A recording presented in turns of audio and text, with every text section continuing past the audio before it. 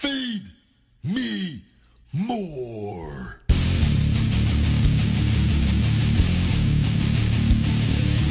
Feed me more. Feed me more. Feed me more.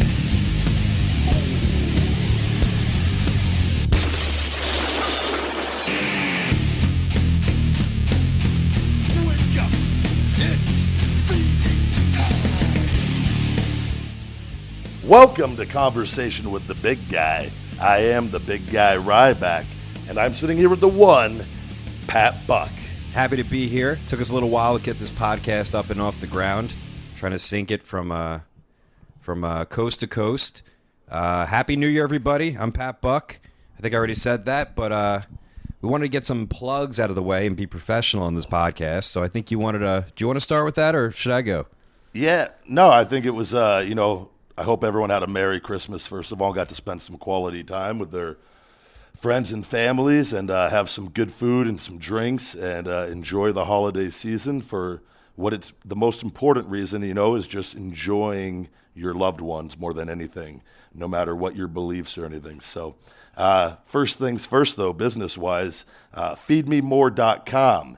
I am proud to say Feed Me More Nutrition pre-orders are now available at I'llPumpYouUp.com at a special discounted price and launching January 6, 2017, which is a Friday on feedmemore.com. But check out I'llPumpYouUp.com. They have special discounted pricing for pre-orders on Feed Me More Nutrition right now. Also, wake up. It's feeding time. A professional athlete's advice on how to succeed in the game of life by the big guy, Ryback Reeves. Available 1/6/2017, which is again Friday, on Amazon. Appearance-wise, Saturday, January 21st in Hazleton, Pennsylvania, PPW Shell Shocked, 5 p.m. meet and greet, 7 p.m. bell time. Come on out if you're in the area and see the big guy Ryback. Sunday, January 22nd, a personal favorite of mine, Destiny World Wrestling, Ryback versus Moose. Battle of the Big Boys, and 7:30 p.m. bell time, and that's in Mississauga, Ontario, Canada, which is right near Toronto, or in Toronto, I believe, or nearby. But that takes care of everything for the big guy. Yeah, it was pretty professional. Well done. I saw you reading your little manuscript, and congratulations on a new future business endeavor. This is as close to a teleprompter as I'm going to get these days. All right, let me plug my shit. I'm a Carney wrestler promoter. WrestlePro Online, January 7th. I got a little show up here in Union, New Jersey. I think we got Swoggle on the show, a bunch of my regular talents, which are all good people. Leo Rush is going to debut. I think Matt Stryker will be in the house, and all my WrestlePro regulars. CreativeProWrestling.com if you want to be trained to be a wrestler. Or you want to come to our event, January 20th, Hicksville, New York. And I believe you'll be back with us at WrestlePro February 10th at Starland Ballroom, when it'll be the other co-host of this show versus Brian Cage. We're hoping for a sellout there. Sure to be a real slobber knocker, as old JR would say. So you can get your tickets. You mentioned match. Get your tickets at starlandballroom.com or WrestleProOnline.com. And you can also check out WrestleCon.com, which you're actually going to be on this as well, March 30th. That's a Thursday of WrestleMania weekend.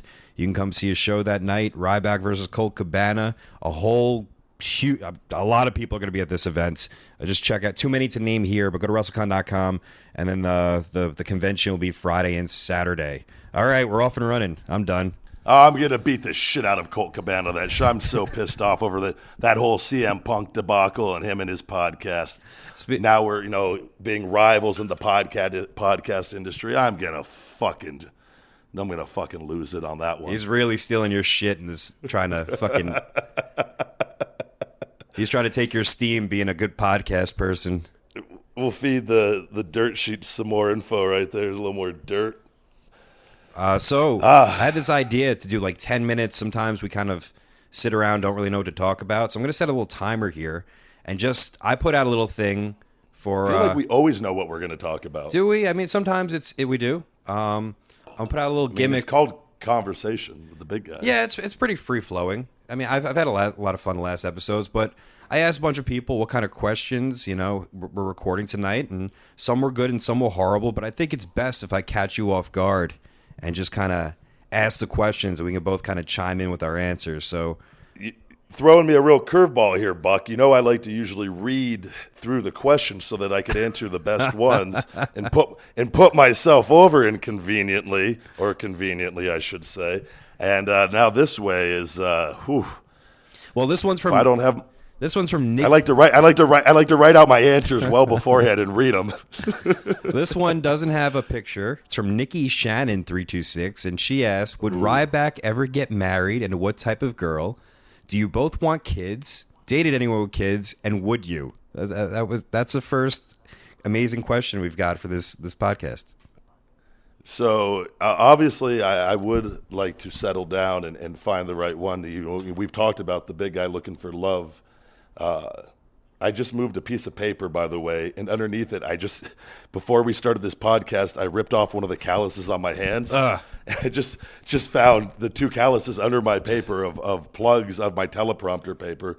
But back onto the topic of love, I would have liked to eventually settle down and have children. That was, one of the big reasons of me coming off of the testosterone replacement therapy and in creating the big guy testosterone booster was to raise my natural testosterone levels so that I am fully capable of reproducing and having kids. So that is on the goal board. That is on the agenda. But again, not settling and looking.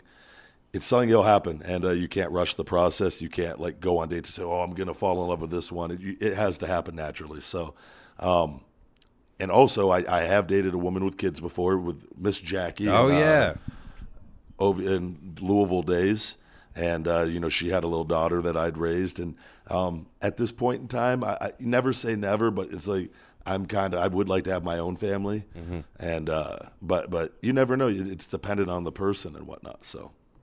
Well, next question. You guys, what is your strongest lifts in the gym, squat, dead, bench press, and your favorite Mark for Life catchphrase? Also, Ryback, can you call me a fucking Mark? Please say, I guess his name is Payo, Peter? I think he's Russian, though. They say Payo. Payo, you're a fucking Mark. Well, first things first. The big guy's not a monkey, and I don't dance for people that ask me to dance. But to answer your question, I can't tell you how many times people like, "Oh, come on, dude, give me a feed me more," and they just expect you. And there's people all around, and you're in a social setting, and they expect you just to scream. What am I gonna fucking scream and look like an idiot to the other regular normal people that don't watch fake fighting for a living?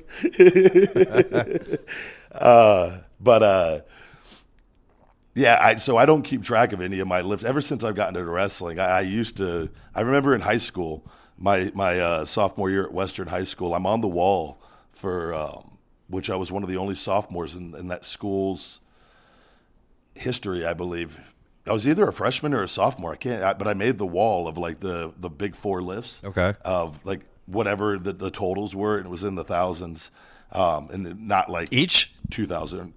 Yeah, no, total. Yeah, just the bench press, squat. I think seated military press, and there was one other lift in there, and I can't remember. I don't think it was deadlifts. It might have been though, but I've always just been strong, and I've one of the things I'm focusing on lifting properly and actually and truly, getting my hips to fire the way they should on certain movements and whatnot. And I was just telling you before, actually, and this has nothing to do with the question, but this guy, Andrew Locke, I found him online, a back and shoulder specialist. I talked about my back and shoulder killing me, recently, and what a difference 10 days makes.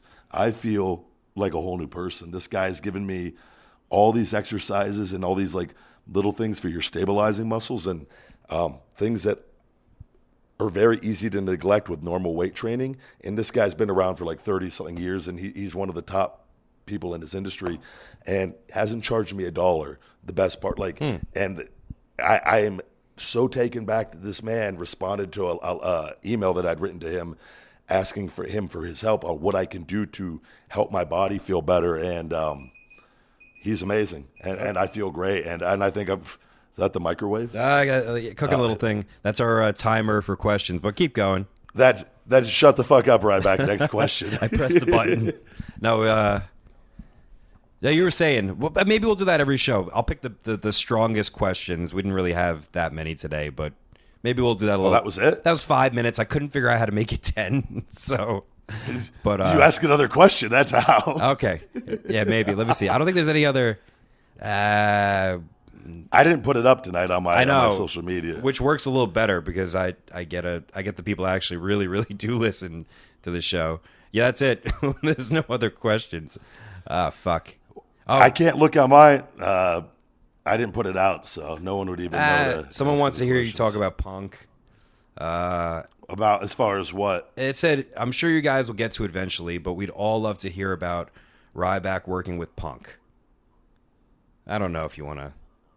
No, I mean, I don't really know. We've talked about the different things, and I think you've said everything, right? I mean, yeah. I don't really know what, like, match-wise. I've talked about all of it, I feel like, and I don't. We got along just fine before we ever worked, and I thought we got along well during our first run together. The second run, I didn't talk to him nearly as much as far as, like, putting together matches and whatnot, which always bothered me because we were capable of doing so much more than we did. But I know a lot of people enjoyed our matches, and I get emails for that, regularly on people that enjoyed both of those programs, and not, it's so. I mean, it is what it is. We've talked about it, and I've wished him the best of luck and everything, and that's that. So there's really nothing to discuss on it anymore. Okay. I feel like that question was from Jason Worthing. He comes to my shows, so appreciate him chiming in. Last one's from Nativity. Oh, no. His real name is Erickson Nat on Twitter. And he said, as much as WWE screwed with you, what would you do if Buck got the call to be on Raw? Would you be leery or would you be happy? I would be happy for you if that was your goal, and that's what. It's not my goal. No, but you can't, like, you never could be. There was an independent guy that was actually in the gym in Vegas. He was actually one of the local talents I worked with during Bully Ryback. Oh, really? Yeah, and I'm not going to say his name. I don't want to get him.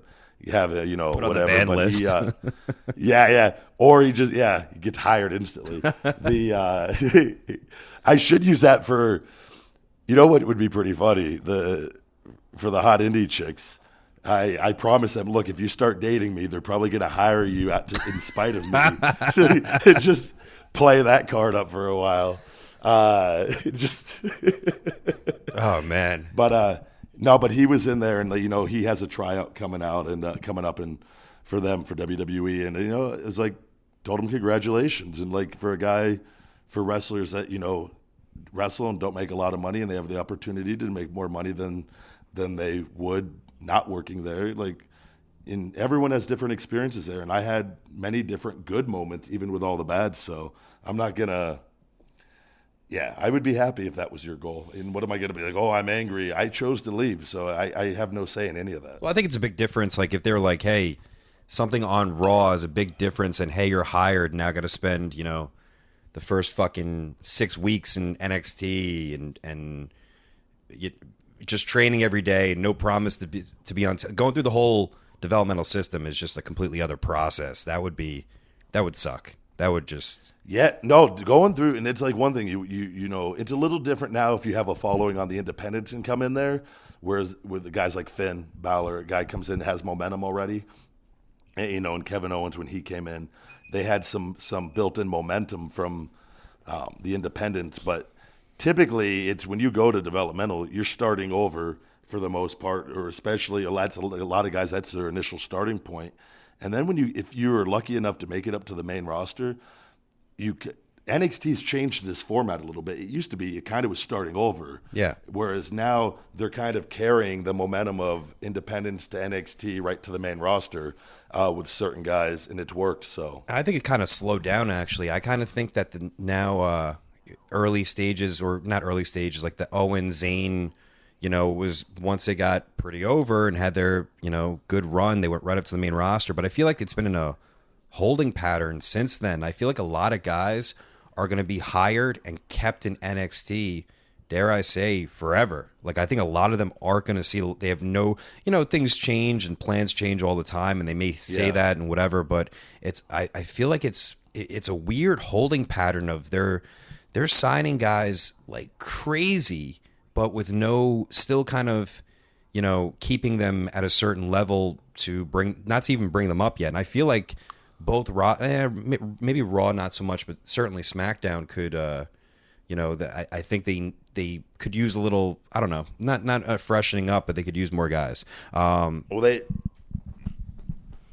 you got to, I think, with the brand split and everything, and they have a lot of talent up there right now, and it's like it used to be in developmental. It used to be like one guy was lucky to go up per year. Yeah. In developmental before, like if that, sometimes it was like a rare occasion. And then I remember when I got back to Florida Championship Wrestling, that whole crew with like Yoshitatsu and Sheamus, and there were a bunch of guys. I think Galloway, like there was like a huge like surge of new talent they brought in, and they released a lot of the guys up there out of their contracts, and then us with NXT season 1, and like that was like 8 new guys on the roster at one period. Yeah. Like when you look at that, and which is very rare. That doesn't happen a lot. But with NXT, they got the guys up there that I think they wanted to get up there. But obviously Hunter and them, if they're trying to create that it is its own brand now, and it does well on the network supposedly and whatnot. So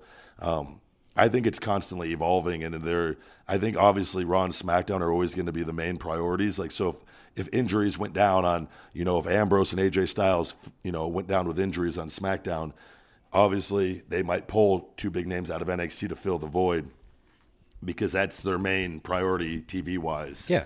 As far as that goes, but it has slowed down a little bit. I agree.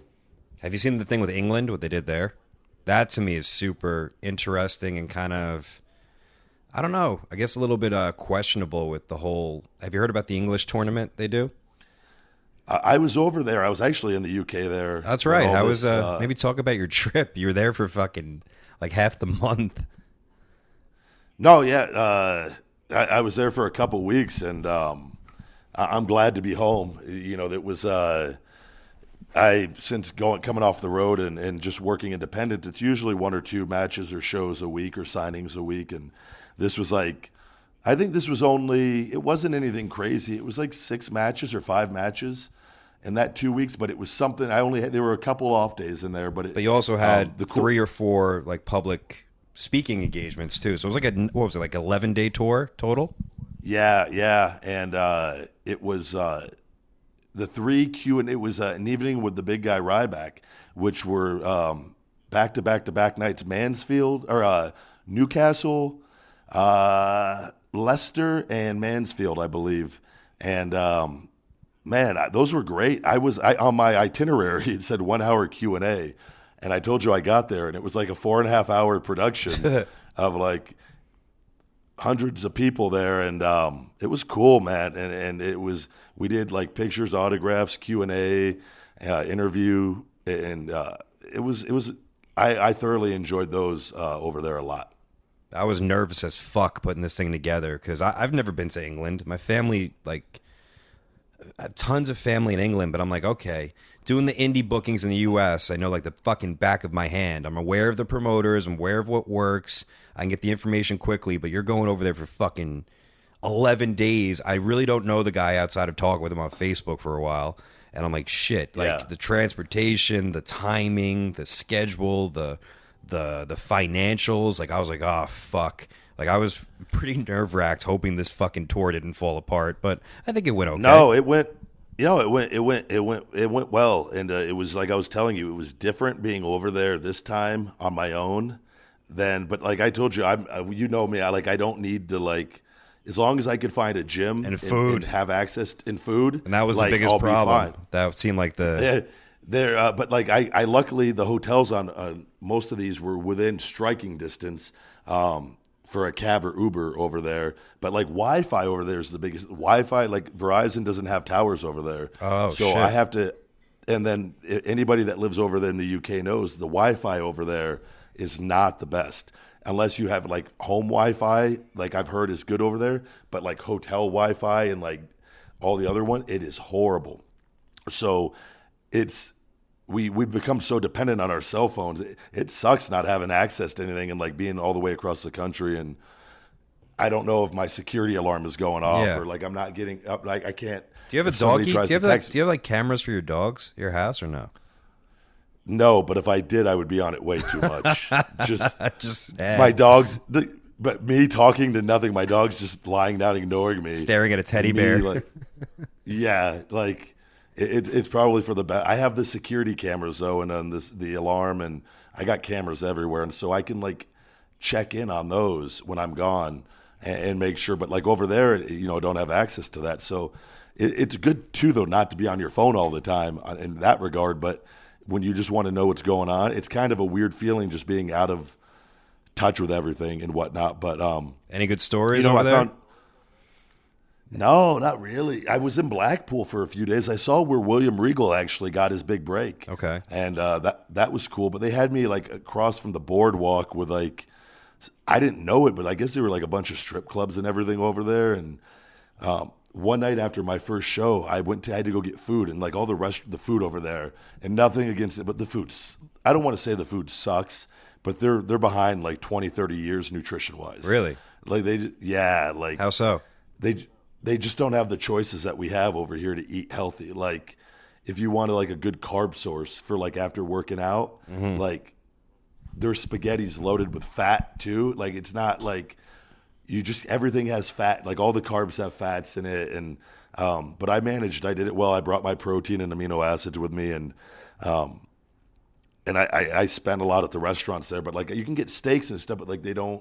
So we take for granted like how we cook steaks over here. We season them, and we can make a steak taste really good with seasoning. Sure. They don't use any seasonings. They cook it like if you just threw it on a grill with no coconut oil, no olive oil, nothing. Just flat steak on a grill, cook it plain, bring it out to you. Yeah. And in the meats and everything are raised a little differently over there. So not bad by any means. It's probably actually better quality wise, but taste wise, it just tastes different. So, but wrestling wise, everything was good. It was very How are the simple. gyms? The gyms are the ones that I had access to were like those.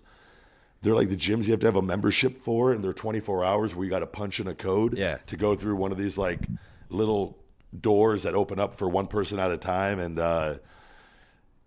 like it's kind of it's good enough to get by. Like you're not going to have probably your best workouts there, but it's enough to go hard and more than fine for being over there 11 days. So. I was happy with everything, but I'm not gonna lie. I was glad to be home when I got home. I heard you found a special gym over there that you had a. Oh shit! I forgot. Trying to set you up, man. I know. I need you to tell me, verbatim. If it's not written down for me, I'm worthless. So in Swindon, this is actually pretty funny. I look at my hotel, and because I told you, like, they wanted to switch me hotels, like, for 3 nights in a row, and I go, I'm in the same city for 3 days, like, keep me in the same hotel so that because unpacking, it's just inconvenient. Well, even before that, nice. You said that. Okay, so, like, you're near the end of the loop, and you're like, hey, I'm at this hotel. I really like it here. I don't understand why I need to go to these other places. It doesn't make sense. So you tell me about it, and I'm like, fuck, okay, cool. And we're on a time difference, so you're 5 hours ahead of me. So then I have to go. I don't have the promoter's number. We all talk through Facebook. I go to the promoter, type in, hey, any way we could stay here? He goes, I don't know. Contact this other promoter. I contact this other promoter. We all talk about it. He's like, yes, I'll switch the reservation, get it back down, and then I come back to you and tell you that it's all, no big deal. I'm like, thank God that worked out. So. Well, thank you. You're welcome. It was, but that room, it was tiny, man. the rooms over there, like they're different. Like the bed is the majority of the room, and there's just a little walkway on each side, and so it feels like you're like in prison when you're there. Like it's not like the American hotels, but it's cool. It's a different experience. But so I use my Wi-Fi and I find a gym. It's called the 24-hour gym. Okay. And it was an amazing gym. But I walk in, I think the door, like it was during their normal business hours still, but they're typically a 24-hour gym and they're a members only gym. But I didn't know this at the time. So like they don't do guest passes, but the owner was sitting at the front desk, and I come in and I'm waiting to talk to him. He's on the phone and he's just like ignoring me, and I'm just like I just want to pay for a daily pass, and so I eventually walk upstairs to the gym.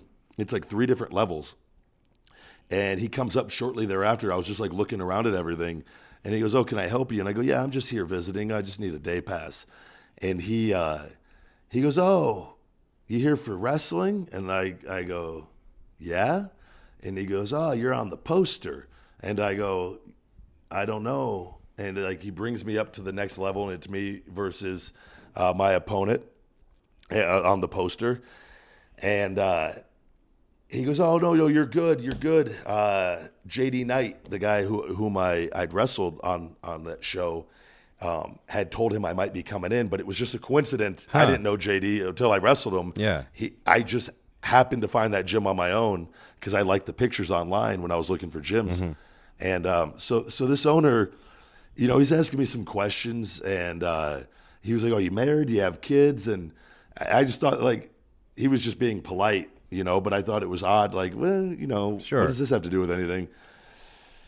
We're walking around. He's showing me around, and amazing equipment and everything. So anyways, finally, we get everything all squared away, and he gives me a key for 24-hour access for the few days. And I start getting ready to warm up, in which an old man comes up to me, and he goes, "Oh, what kind of music do you like, huh?" and I go, "What?" And like he goes, "What kind of music do you like listening to?" And I go, I kind of listen to a little bit of everything." And he asked something else. Another old man came up, which was actually the owner before the other. This guy was the owner. He owned it before him. And he comes up and he goes, "Oh, where are you from?" And I go, "Las Vegas." "Oh, I love playing golf out in Vegas. A lot of fun out there." And like just making small talk. But I'm like, what's going on? And then 2 other regular guys come up to me and start talking to me, asking me questions. But they don't know me as a wrestler. They don't. Yeah. "Well, what are you doing?" Yeah. So now I'm just like, this is weird. And I'm looking around, and under the walls they got pictures of like bodybuilders and stuff. But they also have a lot of pictures of their members of like that have competed and done things. But I sent you the pictures. Oh yeah. Which I'll post on my social media for this week's show. They were very questionable photos of men in just very odd poses. Yeah. All around this gym. It's like 1980s Playgirl, like just bodybuilder type, just yeah. But again, like I'm in my own world when I go work out. Like I don't care. Like I'm like, well, that's weird. But it's another country. Things are different. Like it's just what it is. So then I'm working out, and I have my headphones on, so I can't hear the music playing either, anything in there. I'm like in my own world. And the guy that came up about the music comes up again. He's like, "Come on, man. What do you like to listen to? You like the hard jams? Do you like to pump? You like Batista's theme song?" Yeah.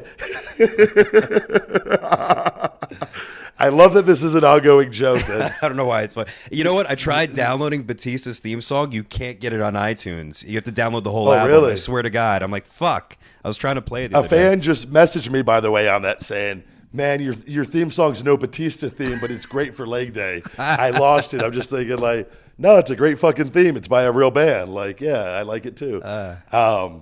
So anyways, this guy's like, he's like, "You like pumping to the hard stuff? You like, huh? You like pumping to it?" Jesus. And so now it hits me. I'm thinking, no doubt in my mind, I'm in an all gay gym. Sure. And it's everything is hitting me now. And I'm looking at now it all makes sense. And I'm like, and then there were only like 2 girls in there and they were smoking hot. So I'm thinking, of course there's smoking hot girls. They could work out and not be bothered.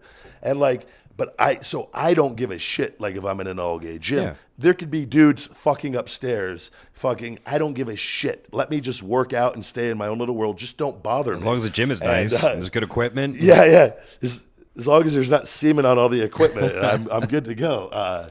But like, I don't give a shit but like, I was like, holy shit. And then I sent you the picture. There's a DJ booth with this old man back there fucking rocking out and playing Pump It Up. That fucking 80s. Come on. Or was it 90s? I Like swear to Pump God. Up the Jams, like that one. Yeah. Because I take off my headphones after he left because I told the guy when he said, I got angry. When he goes, what do you like to pump, huh? Do you like to pump to the hard stuff? I thought for sure he was just being overly aggressive coming on to me. So I said, get the fuck away from me, old man. And he fucking walked. Little did I know. So long story short, he's just the DJ. And I talked to the other wrestlers. It's not an all-gay gym. It's just the way the gym is. Really? Yeah. When I told unless those guys but it's like a membership only. They don't allow outsiders in there. There were so many things pointing to like this is a full-blown gay gym. And I popped. I was like, oh, what a great story. But it turns out at the end of the day, it's not. But it definitely, when I post these photos up, the photos are very questionable on photos you would have up in a gym. But like in the men's room too, and I told you there's a photo, I took a photo of this. In the men's room, there's a picture of two women kissing in the men's room. And I'm like, is this just like, I just couldn't figure it out. But every country is different, and they run their places differently than we do here. And but the gym was one of the best gyms I've ever been to. But you weren't. Oh, also this was another thing this gym that had all this badass equipment and all these free weights. You weren't allowed to deadlift or make noise or chalk. Really? So like So again, I thought, oh, of course not. Like, but it just turns out that was just the owner's preference and whatnot. And who knows? Maybe the owner is gay. I don't know. Huh. But he has a hell of a gym. I know that much. And thank you, 24-Hour Gym. If you're in Swindon and want to check out a cool gym, check out the 24-Hour Gym in Swindon. Man, there's a lot of all-gay gyms in Manhattan. They're called David Barton. And oh, really? Yeah, it's a known thing. I think a lot of them closed down recently. Actually, I think a lot of them closed down because there's a little bit too much action going on in the locker room. I swear to God, I think that people took advantage of it. And I remember once I heard they only closed the front doors. The back doors are still open. So I remember I'm here all night, ladies and gentlemen. I remember one time I was trying to like quit wrestling. It was like 2011. It was actually right after I left Tampa, and You tried to quit wrestling? Yeah, there was a time, man. I mean, I left like, I couldn't get hired as a referee, and then after the whole wrestling thing, and then I came back up here and I was doing indies, and I'm like stuck in misery. And I'm like, you know what? I'll be a personal trainer. This lasted for like 2 months. Granted, I got my certification, but I remember I was handing out my resumes at different gyms in Manhattan, and I went into the gay gym, David Barton. I'm like, I could probably make a lot of money here. Let me put my resume in. You told me about this. And I go in there and I look, I'm like, fuck. It was probably filled with like maybe 30 people. Everyone was in perfect shape. Everyone was in great. Yeah. I'm like, they're not going to hire me. Like, this isn't working. So I just kind of like left my resume and kind of left embarrassed, and they never called me. So I'm trying to quit now, but I keep fucking getting booked every week. My asshole manager books me every week, and and then other promotions make me offers, but that's not for here nor there, but. Well, if this supplement line kicks off, you'll be retiring. That'll be the Feed Me More farewell tour of 2017. No, I think I told you I still always wrestle. I can't stop. Dude, I talked about it in the plugs, but like allpumpyouup.com, they're going full bore with it, which is huge. They have a huge presence in the fitness industry. So this is big for me, being carried by allpumpyouup.com, and I actually, out of gratitude towards them, they were my first order, distribution wise and retailer wise. So I gave them, dibs on pre-orders. So all the pre-orders, because I was going to do pre-orders on my website, but I would rather, out of gratitude to them, give the nod to them and let them take the pre-orders, because it's actually helping me too in the process, and they're doing me, a huge favor and getting me some serious momentum right off the bat. So check out I'llPumpYouUp.com, guys. Feed me more nutrition. And I can't thank you guys enough. I'm so excited about all of it. Well, but I don't think we're finally here. There's a lot, we're actually, for some strange reason, people actually do kind of care about this show. So, but I think a lot of them, and people have said this before, they're not big gym people. I mean, you have a pre-workout coming out. Dare I say, I would say more than half the people listening are not gym people, and they've never taken pre-workout before. Don't even probably know what that really means. So when I say, pre-workout is, you don't even have to use it for pre-workout. That's just because it is marketed towards the fitness industry. But I mentioned this the other day on social media, like, you could take half a scoop or one scoop at a full serving in the morning, and you felt it. You've tried it many times. But even before you say that, though, I think some people generally don't understand what like pre-work. So basically, like, you take this supplement. What a pre-workout is, it's to get you kind of, just like coffee will give you that extra kick. It'll get things going so you can go to the gym. You're motivated to work out. And you have more energy. Yeah. And there's been some really popular ones over the years. Like Jack 3D I feel like they were probably number one of all time, maybe. Yeah. But a lot of them. So like I've tried a lot of these, and like, cause I don't do the aspartame or sucralose, but so when I created this, I had to try a lot of these different brands to just I get an idea flavor wise what I was competing against with the aspartame and sucralose. But like a lot of these, there's a few companies out there now. Just to remind people, like aspartame, sucralose, it's that chemical that's in diet soda that sweetens it up. In diet foods. That will not affect you calorie-wise, but if you do your research, it's not good for you. And it is not good for you. Yours are different because yours are not, none of your products have any of that, which is, honestly, to this day, I don't see any pre-workouts or anything that have what you have in it, which is stevia, which is what we talked about on past things, like the sodas, that natural sweetened thing, and that's what makes your thing so interesting and different. Where I'm excited to see this because I've used the product before and it tastes completely great, and it's almost amazing to me that people haven't done this already. This is why I believe in this so strongly. It is. The reason why none of these companies have done this is because I have created the most expensive formulas to date. I have gone against the grain. I've gone against the normal business model of where a lot of these companies will spend like only $5 to make a pre-workout. I have quadrupled that, if not more, on making a premium quality pre-workout, and everything, the protein, the test booster, everything has. A lot of these companies will put one or two ingredients. I have loaded these things with all the different herbs and ingredients I have used over the years to get the results that I have. This wasn't like just an overnight, I'm going to start a supplement company. Like, this is my life. This is what I have done from day one when I started working out when I was 12 years old. And like, I have always been passionate about this. So you have these companies that put this aspartame and sucralose. This stuff is garbage, and these companies know it, but they're not about, they might put a product out that will give you some energy and it might make you look a little better, but it's not good for you. And a lot of these companies in their pre-workouts put a chemical called DMAA, which was in Jack 3D, and it's in a couple of these other big time ones right now. This stuff is poison. What is it? Not good for you. What does it stand for? Like, it's more so. It's just a stimulant that it's a drug more than anything. Okay. And it was banned, and then the ban got lifted. And it's just, you can't consciously take that and be health conscious. You just can't.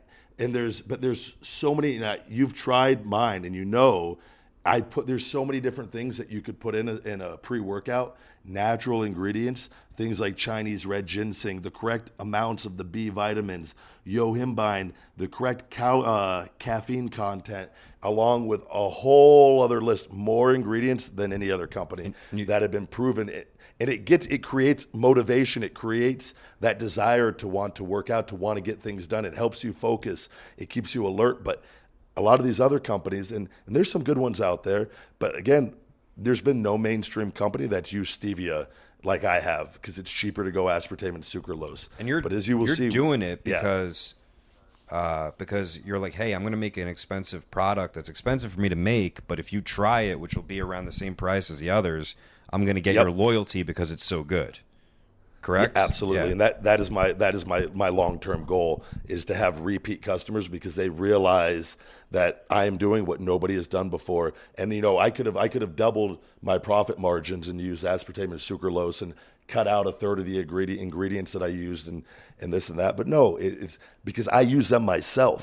That's where this all stemmed from. I wanted my own supplements. Rather than taking 10 different bottles of pills to get the one effect that I wanted, I can now do it in one. So it's like, it's people, I just give it a chance. You're going to see the difference. And if you know anything about supplements, but like the pre-workout, you don't have to, it's just, you could take it to start your day, half a scoop, and you'll just be motivated, and it will power you through your day. And it's all natural. There's no crash with this. Whereas a lot of these other pre-workouts, you'll get, all amped up, and, 3 hours later, you want to go to sleep. Sure. That does not happen on mine. I have yet to see it with anybody that has tried it, and there's been multiple people, multiple testers, along with myself, for months on end. And it is, I kid you not, Feed Me More Nutrition will become the #1 supplement brand in the industry. Yeah, so if you want to start working out, or if you've already been, if you're already in the weight room or whatever, I recommend trying this stuff, because I was a pre-workout, dare I say, junkie. I tried everything. And I'm all about I switched to the stevia sodas, which many people from this podcast, many people I'm friends with, are completely switched to ordering their sodas online in Whole Foods, which is kind of cool to see. I like the fact that I'll never drink diet soda again, which is kind of awesome. But it's kind of the same thing for pre-workouts. Like, it just, I'm a fan of it, so I'm looking forward to it. So Feed Me More. Is it Feed Me More Nutrition or feedmemore.com? Feed Me More Nutrition is available. It's going to be available January 6, 2017 on feedmemore.com. And right now, pre-orders are going on at illpumpyouup.com. So head over there to illpumpyouup.com and then put in your pre-orders, because that is actually going towards a good cause for Feed Me More Nutrition, on getting me good exposure in the fitness industry and helping me get picked up by other locations. And actually, I was talking to Joel over there in the UK, Joel over at SPLX. It's a big brand over there. Oh, yeah, they work with, I've seen them with, Sabre and I think Dave Mastiff and stuff like that. Yeah, they're big out there now, and he came to my last show, and we shot the shit for a little bit, and just talked briefly about everything, and we've traded emails and text messages. I know he wanted to get me over there in the UK for distribution, which would be huge for Feed Me More Nutrition, like I said, because they're behind over there in all this stuff. Yeah. So that's one of my goals, and I'm hoping we get that worked out and can establish a good relationship, because he seemed like a pretty nice guy, and I'm excited. I think it would be the more places Feed Me More Nutrition is, the better. So, well, I think this would be a perfect segue, and it's something we talked about speaking about on the show, because I think it's relevant to a lot of things current, is the whole wellness policy. That was going to be the subject matter we were going to do. I mean, we're already 42 minutes into this, but I think maybe we could take I secretly want to refill my wine glass, so maybe we take a quick little break and explore the wellness policy. And we're back. We're back, and so we talked about supplements. We didn't really have an outline for this show, but we mentioned things. We were talking a lot about the wellness policy, and it's always a recurrent topic in professional wrestling, especially, I guess I say lately, people fail it, and then I don't know. It's just a topic of interest, and I think that it's worth kind of exploring on here, because I think we may have a little bit of a different take than what, I don't know, a regular person may know. I'm not really sure how to put it. Yeah, it's because I lived through the beginning of it, and when its introduction into the WWE, and when there was no wellness policy in place, and well, like the policy started from the small amount of research that I was kind of doing, and I remember it too, because I was down there. We both were down there at the same time, so and we used to make jokes about how I mean, wrestling was pretty fucking bad. I mean, you could take and do whatever you wanted, and there was basically no repercussions, and I feel like a lot of guys just got by just bouncing from drug to drug, whether it be performance enhancers or sleep drugs or stuff that keeps you awake and stuff that calms you down. And you know, I saw it firsthand in developmental. We joked about it in developmental, like calling it the Louisville Water, you know, that everybody was, you know, gassed up out of their mind or on anabolics. And the wellness policy really came into effect after Eddie Guerrero passed away. It was 2005 he passed. In 2006, the wellness policy started. And I really think it kind of started not just because of Eddie passing, but right shortly thereafter, like the next week or two, Dinsmore actually was found. Yeah, I remember this. He was incapacitated, and that really was like, whoa, we can't. This stuff's getting out there. I don't know if they were publicly traded by then. I'm not sure if they were or weren't, but it was a really kind of it looked like, okay, we already lost Eddie. We should be fixing this problem or figuring it out. And soon thereafter, the test has changed greatly over the years, which I think we can talk about, or absolutely double standards and this and that. But that was really the time period. It was like 2006 where this policy first came into effect. Yeah, and you know, and I commend WWE every time. I've said from the beginning for putting this in place. You know, their reasons for putting it in place was I felt they had to protect themselves, which any good business, you know, they're going to take care of themselves. So, and obviously a byproduct of that is it's good for the performers. And the wrestling lifestyle, it can be a very lonely, very rough lifestyle. And it can, and we've talked about this before, you know, from a psychological standpoint. You know, wrestling seems to attract people with problems. Not everybody, but a good portion of them, or you know, a certain percentage of them. And what that is, I don't know, but it definitely exists. And people have issues, and then you mix in the wrestling lifestyle, and it's kind of an escape from reality. It is while you're in the ring, and that can oftentimes carry over into your personal life and whatnot. And back then, we got to remember, and wrestling started, you know, before steroids were, you know, they were legal at one point, and doctor prescribed, and they didn't have the information and the research on them showing how bad they were, you know, for humans over time, and what they could do to you psychologically and mentally, and all the side effects. I think the what? I think they first became technically illegal in like 1990. Was actually when the law finally passed, where they were no longer, when there was it was declared I could be wrong, it's either 89 or 90, but I believe it was 1990, where they went from being anabolics were a controlled substance, and they really had no regulation beforehand. No. And that's when the steroid trial came around for WWF at the time, and all that stuff went around. They were trying to kind of pin, you know, I think people have just this overall obsession with accusing those of anabolics or steroids, just because I feel like the general public doesn't really understand how they work. And I think it's almost like I think a lot of regular people, or even out of shape people, I may be wrong on this, but I don't think I am, kind of have a bias towards people that are in shape, or even people that are in incredible shape, and they love to kind of go after them and accuse them of something that has such a negative, you know, a negative cloud around it, if you will. I don't know. I think you have to look at it. It's people like that, you know, and they're not wrong in their thinking necessarily to have a negative outlook on it. And not saying that that's the correct thing to do, but they don't necessarily, they're not in a competitive environment, and they don't understand that and wanting to better yourself. But the whole, like I told you, this goes so deep with the steroids and performance enhancers. It's like, as far as wrestling, okay, it wasn't illegal at one point, and the majority of people were doing it and whatnot.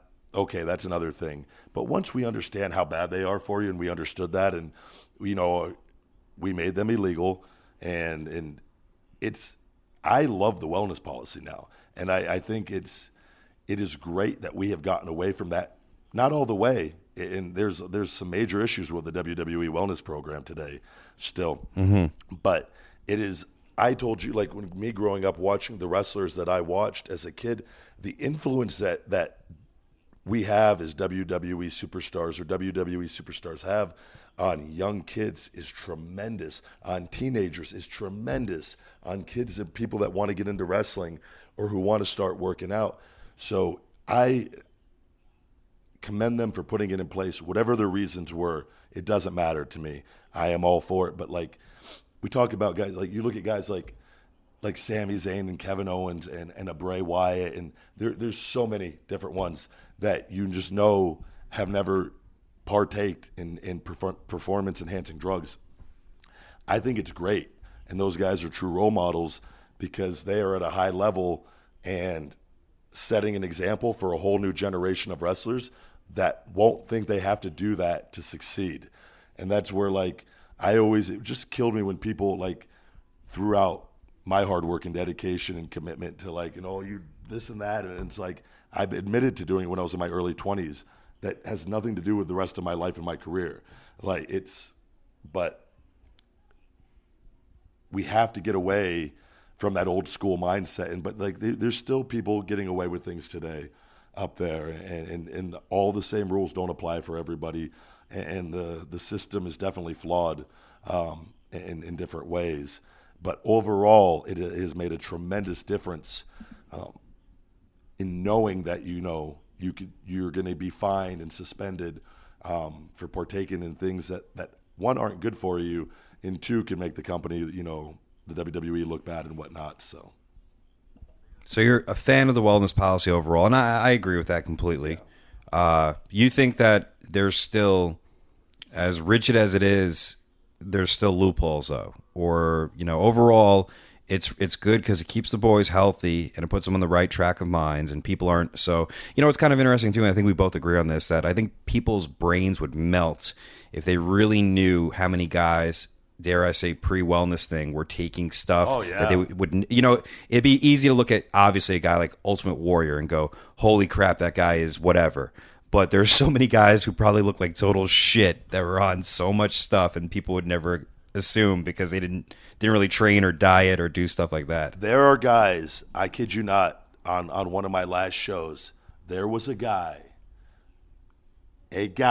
who, if you ask me, is he taking anything, I would 100% say absolutely not, was on 800 milligrams of testosterone, which is fucking outrageous. Never in my wildest dreams would I ever imagine, back when I took him in my early 20s, of ever taking anything of that level, of that amount.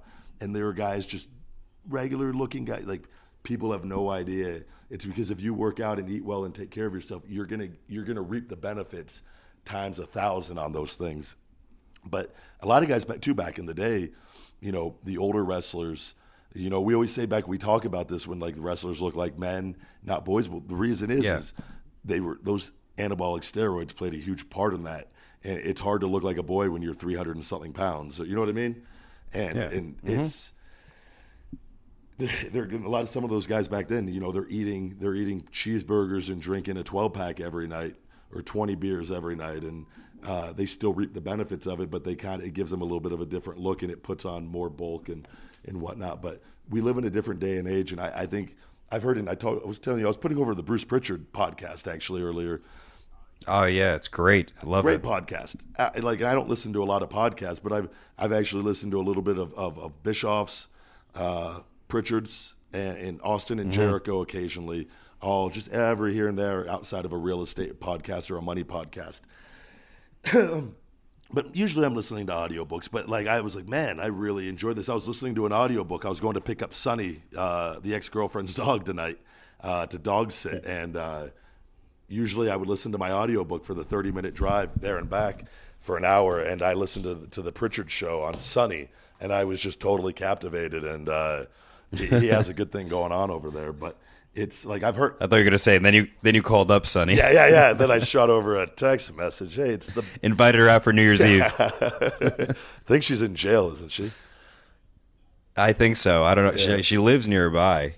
She slept with half of my friends, so she's. Oh man, I did have around here somewhere. I'm not gonna lie. Back in developmental, that was a period where I came across her online. We were texting for a little bit, and really, yeah.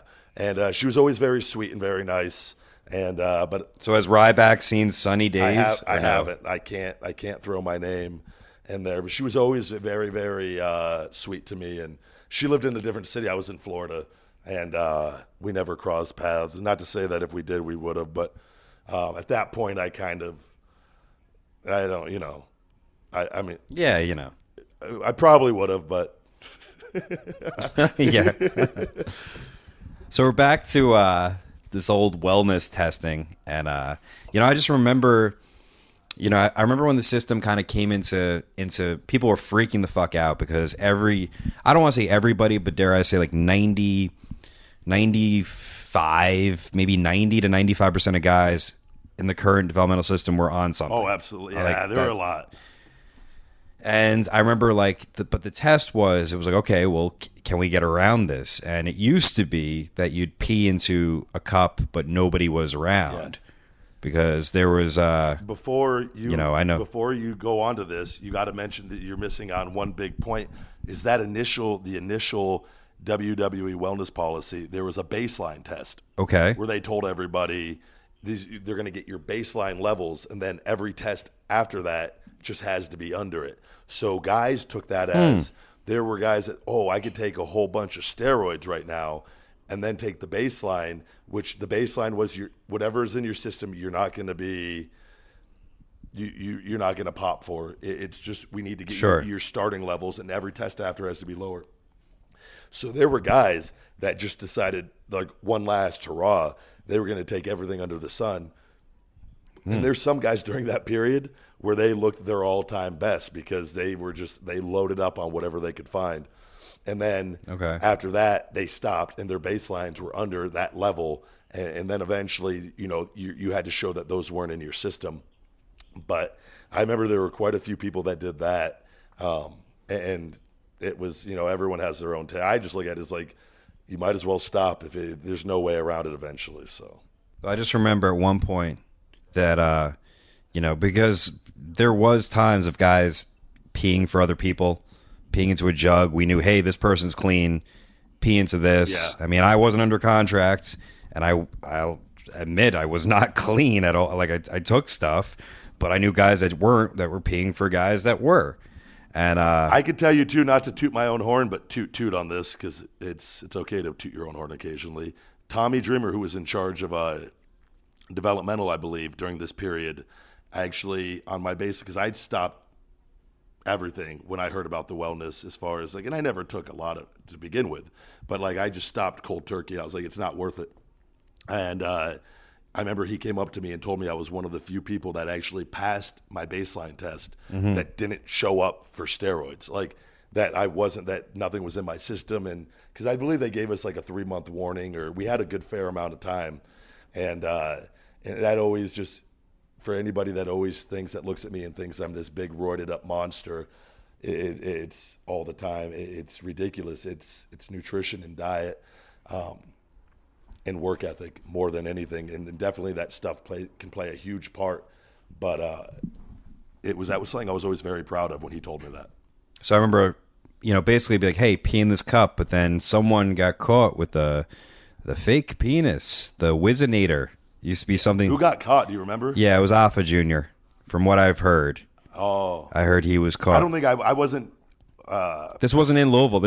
You were already in Louisville. This happened in Deep South. I was released during this period, probably then. Maybe, I don't know. Yeah, I was living in Louisville still, in FCW in Tampa. I definitely was released because Manu wasn't there when I was there. Okay. That's what I heard at least. And if I'm wrong, I'm wrong. But I heard that he was, I'm pretty sure he's caught with the Wizonator, which was, a couple guys had them because I was like, what the fuck is that? And it was a fake gimmick that you could fill with clean urine and just pee into a cup. I don't know how they got. Penis, yeah. And after that, I'm pretty sure it was pretty much. I don't know. I never took the test. Would they make you drop your pee in a cup in front of you? Is that what it is? Yeah. So the process now it's I laugh at it. I think it's fine, but if you're not used to this sort of thing, it is weird. Because you go in the process now, as you go into the talent relations office, drug testers are there. You have no warning. Albeit there's guys that get the heads up for different reasons on when the testers are going to be there. Like that stuff does exist, but and usually that's for like weed and things like that. Not for performance enhancing drugs, but excuse me. You got to stay in the room, and it's usually a male for the males, a female for the females. And you go into a bathroom, you got to, it's a process. You got to select your cup. You have to wash your hands with no soap. Use like one paper towel, or there's like a system in place on how you do all of this. And then you have to raise your shirt above your nipples and then pull your pants down to your ankles. Okay. And then piss in the cup in front of another human being. So like it is.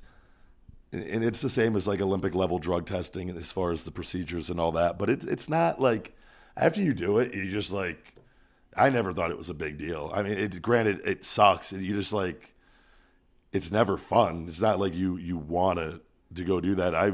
Most of the time I would be pissed. I had many times they'll use the referees. The poor WWE referees have the worst job in the world where they have to answer to Mark Carano, who, if anybody is listening, he's just a douchebag, and he has a shitty job, but he's grade A piece of shit, and he knows it, and everyone within WWE knows that he's not respected by any of the producers or anybody, and it's just not a good human being, and that's why he's in the position that he's in.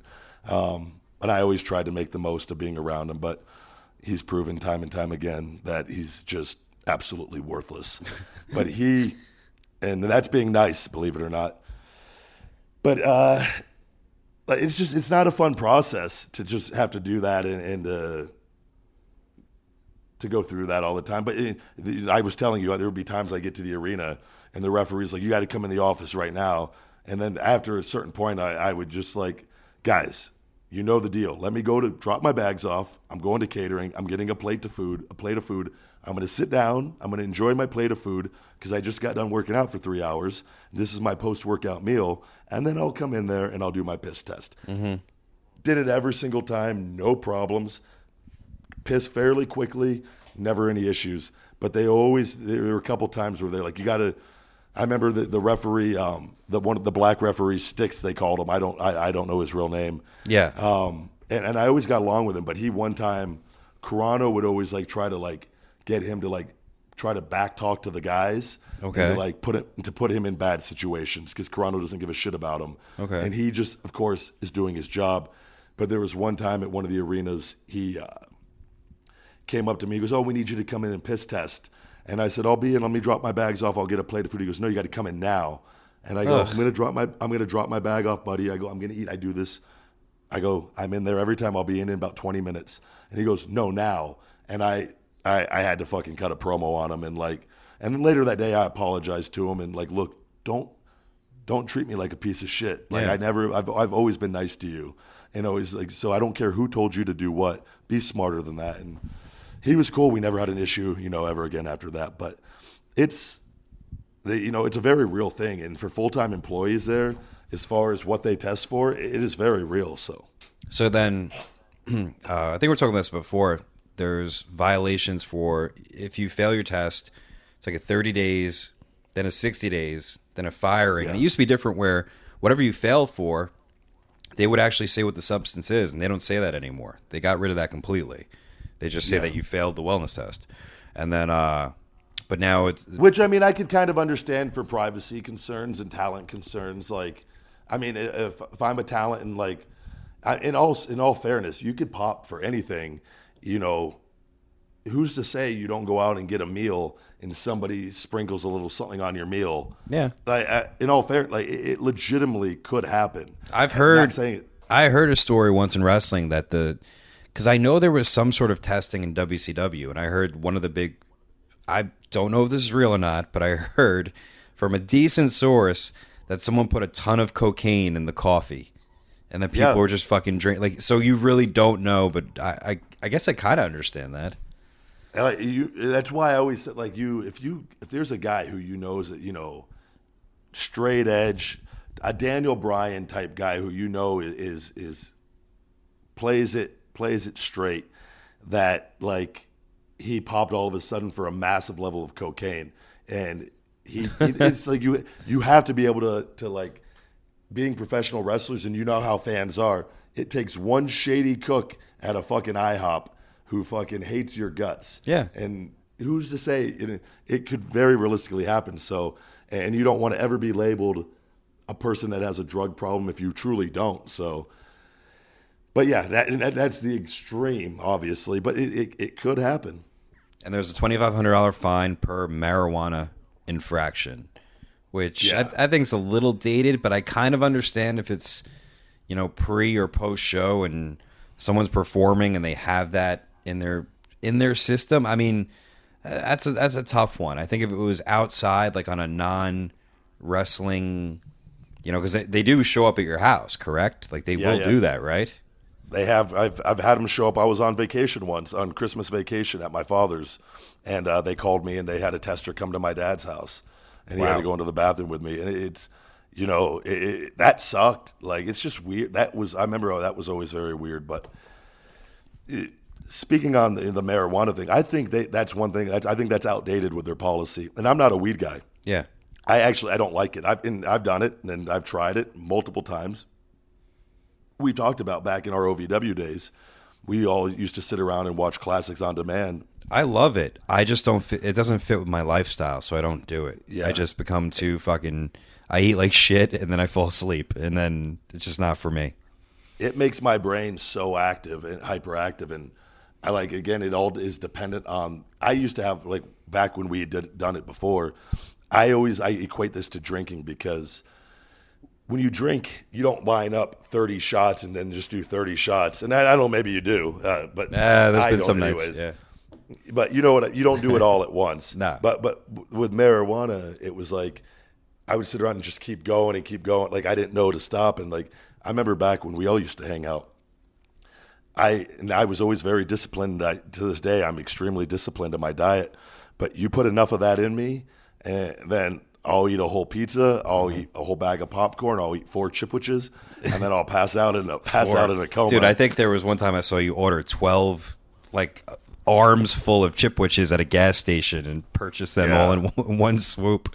But you know what? One thing that was crazy for a while, this was a big popular thing in developmental, and I did this too, and I know you have as well, because guys didn't know about it, and it's a big epidemic happening now in New York, is that guys are like, oh shit, well, I can't smoke weed, I will smoke K2, I'll smoke spice. Oh yeah, you talked about this before. And I think we've mentioned it before, but I was reading through and like, dude, that's a big problem. I mean, because that is, dare I say, I think it's like the popular drug of bums in New York City right now. Like it used to be, I mean, it's still crack and cocaine and stuff like that, but like that's a big thing going on where they had all the pictures. I was on the subway the other day and they had the pictures of the little bags. I'm like, oh my God, this is still a thing. And people are buying K2, which is a synthetic version of weed. And in related news, the bum population of New York City has dropped 75% the last year from unexpected deaths. There was some dude that got on. My wife got me a Louis C.K. tickets at the Garden the other night for my birthday, and a bum got on. I've seen a lot of bums before, but holy fuck, this was the scariest bum I've ever seen in my entire life. And we weren't expecting it too. We're just relaxing. There's not a lot of people on the train, and this dude gets on. He's got a fucking beard down to his nipples. He's got flip-flops on. He's covered in dirt. He's a white guy. And his eyes are bulging out of his head. And I could tell, I'm like, either he's on crack or he just smoked K2. And he was just combing his beard with a fork. Just over and over and over again. Newest member of the Wyatt family. It was fucking scary. And then we got off. But I just think it's interesting. Not to go off topic here. I wish there were more characters on TV like Ralphus from WCW with Jericho. Yeah. Like, I wish we had, like, just people that weren't wrestlers that were just like messes, that were fuck ups or something. Yeah, just some like I would thoroughly enjoy that. I mean, I really would. We wanted to make Wizard a character on WrestlePro where he'd wear the cutoff shirt and be a security guard. We would make it through a whole episode without fucking talking about this. And he was we were trying to make him Hawkins' security guard because he's obsessed with Hawkins, and just walk to the ring and yell at people and tell them not to sit down.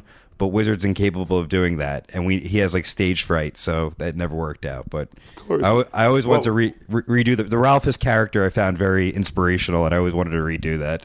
Would Bob just be wearing his whitey tighties to the ring? No, I picture dress pants with he has a hernia in his stomach, which like bulges out. Yeah, so a little cut off shirt, and just have him walk to the ring all slow and gingerly. He's kind of like a Ralphus. He's like a Ralphus with like some sort of horrible disease. It's kind of the same thing. Alive? Is he still alive? Because I know you said he was in trouble though. Yeah, he's still going. He's still around, man. He was at our Christmas party. We just had a WrestlePro, and he sat there the entire night, just kind of. Answer this honestly, yeah, if you would. Sure. If and when he goes, which I feel like is going to be fairly soon, are you going to hold a Bob Memorial show? 100%. Or not? I don't know about a show, but we'll have a ceremony of some sort. He's a legend. He has to. I don't want to be on it. That's fine. That's fine. He hasn't met you yet, but when if he meets you, he's gonna forget about it. He's gonna find you on Facebook, man, and start sending you messages. With my luck, I'll legit get hot and fucking throw him in a full Nelson and fucking be the one that kills him and go to jail. Oops. All right, let's get back on track. The WWE Wellness Policy. So, what else did you have on that? Well, the fact that the biggest, I think, double standard that I don't agree with, even though I think it's a great thing that cleaned up wrestling for the better, because I don't think anabolics were the problem. I think everything else was, and I think the over. I disagree. Okay, but that wasn't killing people. It wasn't like putting them into fucking. No, it's not helping. No, it's not. It contributes to with the other things, and you got to remember. So there's different levels, and so you have guys with different genetics and different work ethics. So like, what happens is when you allow this stuff to exist inside this competitive environment, you have the guys. It's like pro bodybuilders. There's pro bodybuilders that don't take a tremendous amount of stuff, but they have great genetics and fucking amazing work ethics, and they respond great to it. Then you have other guys that don't have good genetics, that don't work out hard, and they take massive amounts of these things to try to catch up to these other guys who they think are taking massive amounts. It doesn't. So you have people taking way more than they should to get way past their genetic potential. That is where it is bad.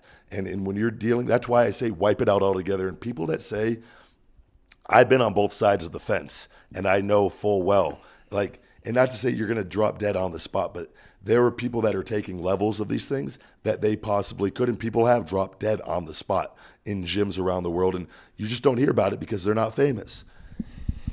So it is definitely a great thing that policy is in place, but I think because you were never a guy that did tremendous amounts of them, so your experience is they're not that bad.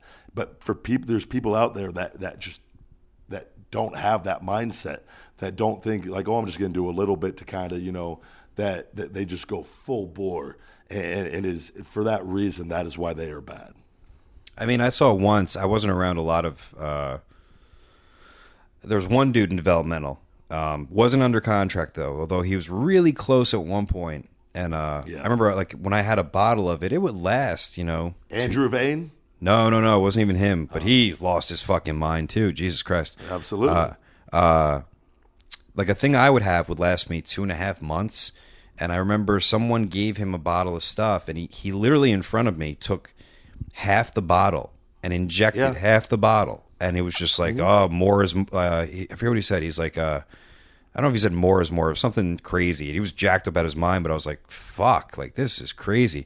But I still think more guys. I feel like he said more is more with his mindset. I feel like if he's injected half the bottle, he said, I feel like more is what he said. It was it was eye opening to me. It wasn't much deeper than that.